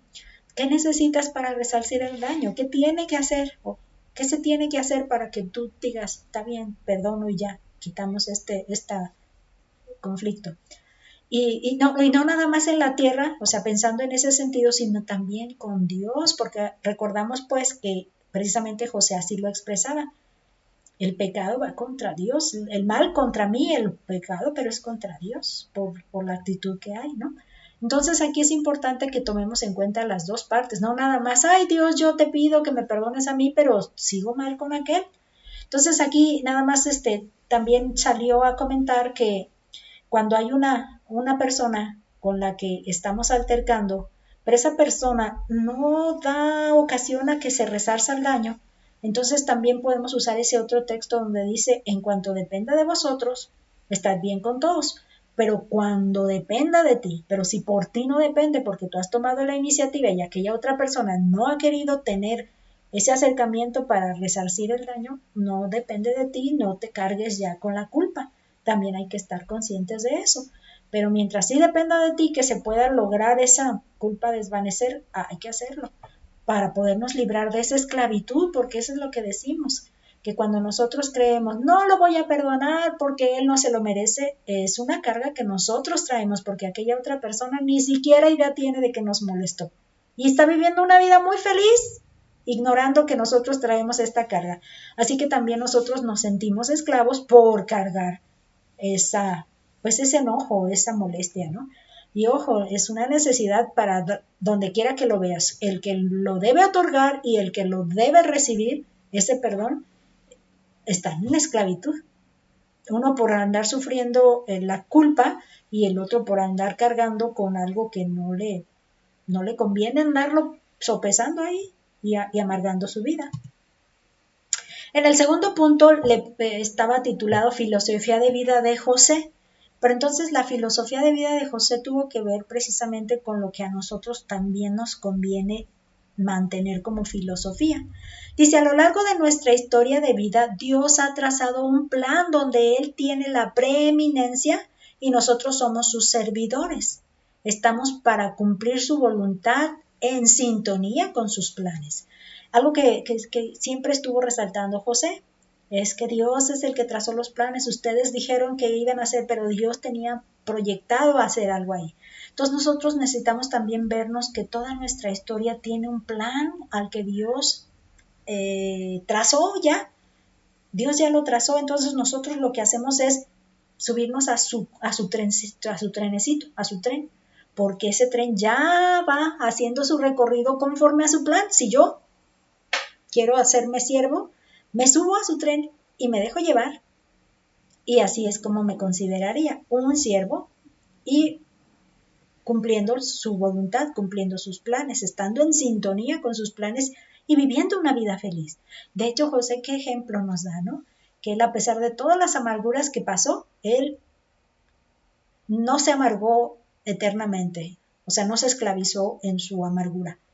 Dejó llevar, dejó ir eso sabiendo que era parte de algo que estaba, que tenía un fin, que en este caso era dar vida, sostener con vida a todo un pueblo. Entonces es para nosotros también importante vernos qué parte del plan de Dios voy, en qué parte del plan de Dios voy. Yo ahora ya como jubilada, gracias a Dios, el 16 de agosto se inició mi jubilación. Ahora, ¿qué parte del plan voy? Yo ya cubrí 30 años de maestra en escuela pública y ahora estoy en una nueva etapa en donde ¿qué parte del plan voy? Y ahí vamos, con el cumplir su voluntad y estar en sintonía con sus planes. Entonces aquí la emoción es ir descubriendo lo que todavía no sé con respecto a lo que me depara de aquí en adelante, ¿no? Y es una emoción, de hecho.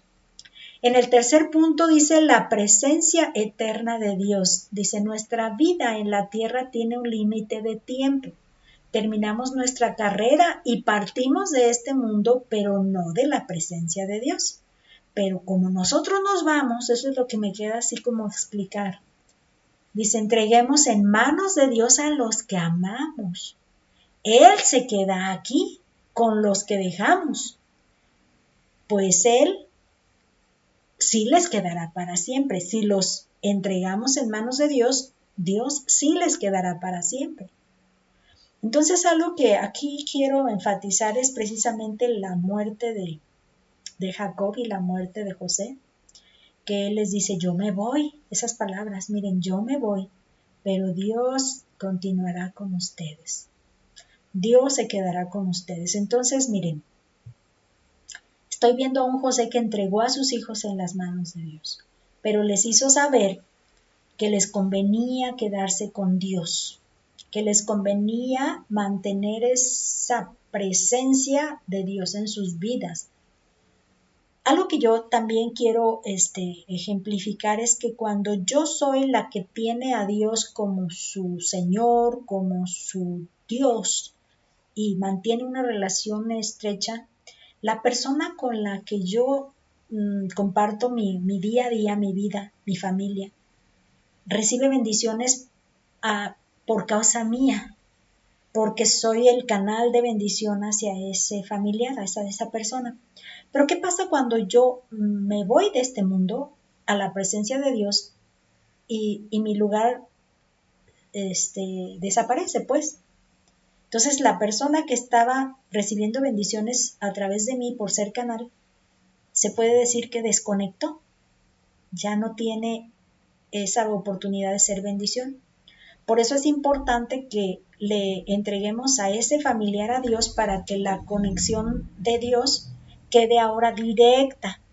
O no diría ahora, no esperar hasta mi muerte, sino tratar de que desde ya, pues, desde ya esa conexión de Dios sea directa y no quedarse con bendición por causa de mi persona. Entonces esa es la parte que sí es importante resaltar porque Dios se queda aquí con el que sigue. Nosotros ya nos vamos a su presencia, a otro estilo de vida, diría yo, en donde ya estamos con Dios, pero los que se quedan acá necesitan mantener la continuidad de la presencia de Dios directo en sus vidas y hacer cadena de ahí al que sigue y al que sigue y al que sigue en las siguientes generaciones, ¿no? Qué interesante fue, pero sí me llamó la atención porque José también dice, yo ya me voy, pero Dios los, los vendrá a buscar, Dios se quedará con ustedes, háganse claros de esto, no crean que aquí ya se acabó todo, no, Dios sigue aquí con ustedes, sigue haciendo trato y pacto con ustedes. Y eso es algo interesante.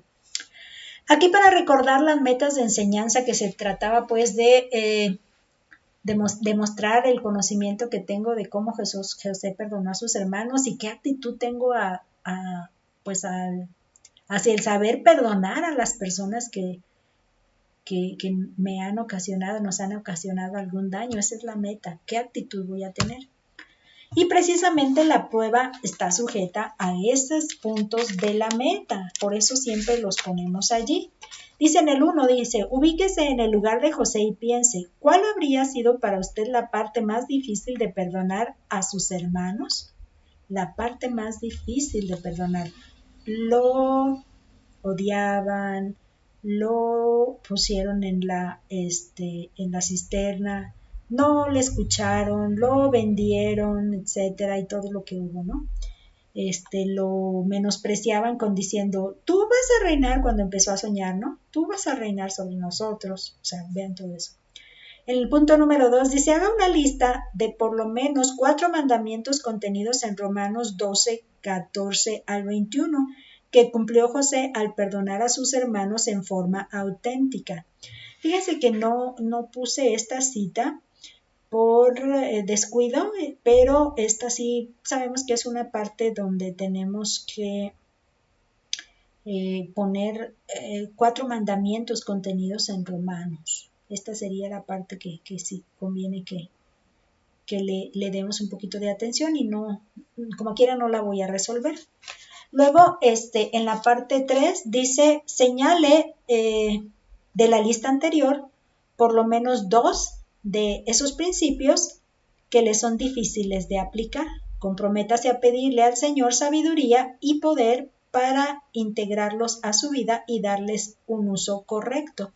Aquí sí sería importante pues retomar esa lista que cada una hizo y tomar los 2 que son más complicados y comprometernos a poder pedir sabiduría y poder para integrarlos y cumplirlos, ¿no? Hacer lo correcto. Fíjese que hay una nota aquí que dice, hemos llegado al final del libro de Génesis, le animamos a tomar unas hojas de papel y lápiz para que haga un resumen de las verdades principales que recuerda haber captado mejor durante estos estudios. También le animamos a apartar un tiempo adecuado para llevar a cabo el plan personal de lecturas bíblicas diarias. Con dedicación, disciplina, empeño usted para ser un mejor discípulo y empeño usted para ser un mejor discípulo de Jesucristo. Así sea, o sea, amén. Entonces las siguientes lecturas van a ser de Mateo, pero lo que sí me interesa que tomemos en cuenta es que más que lecturas de esta lección a la próxima semana que tendremos, les estoy invitando a que para este próximo estudio hagamos un resumen de las verdades principales de los 26 estudios en el libro del Génesis, o sea, hasta el día de hoy que estamos terminando con José conforta a sus hermanos.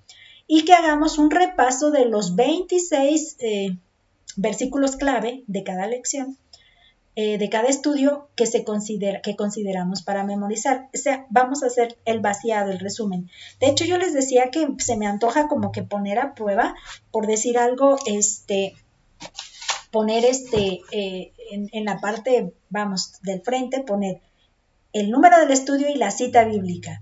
Y entonces decir, a ver, ¿qué recordamos de este estudio?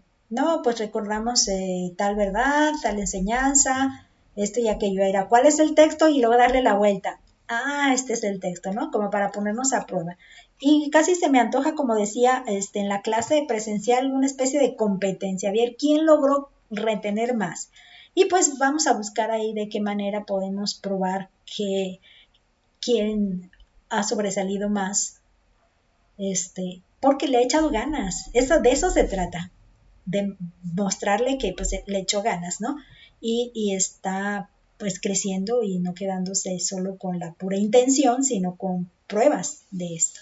Bueno, pues vamos a despedirnos con una oración. Te damos gracias, Padre bendito, porque pudimos llegar al término de este libro del Génesis. Gracias, Padre, porque ha sido una grande bendición ver todos los principios que pudieron también ser significativos para nuestra vida, de cómo se fueron descubriendo situaciones y eventos y personas y actitudes que nosotros podemos igualar o tomar como ejemplo. Gracias, Padre, por tu palabra, porque nos enriquece y nos da oportunidades de labrarnos una vida más adecuada ante tus ojos. Y pues de eso se trata tu palabra, de estar buscando el agradarte a ti o el coincidir con tu forma de pensamiento y vivir andando juntos en armonía en un día a día, en un diario. De eso se trata, de vivir y andar como anduvo Enoc, como anduvo Noé, que eran hombres justos y andaban contigo, caminando contigo. Ayúdanos a caminar contigo día a día, Padre. Te pedimos por nuestro proyecto de servicio cristiano que ya está en puertas, Padre, una semana más y ya podremos empezar con una primera visita a nuestras hermanitas, una de nuestras hermanitas. Gracias te damos por la oportunidad de servir y también te pedimos por nuestro sueño, de construir nuestro sueño para poder ayudar financieramente a nuestro sustento con algún trabajo donde podamos obtener más recursos y sostenernos. Concédenos que todo esto se pueda llevar a feliz término, a concretarlo, construirlo de manera bien organizada, planeada. Te pedimos, Padre, que tú nos acompañes en todos estos proyectos y sueños. Consolídalos, Padre. Te lo pedimos todo en el nombre de nuestro Señor Jesús. Amén. Pues hasta la próxima.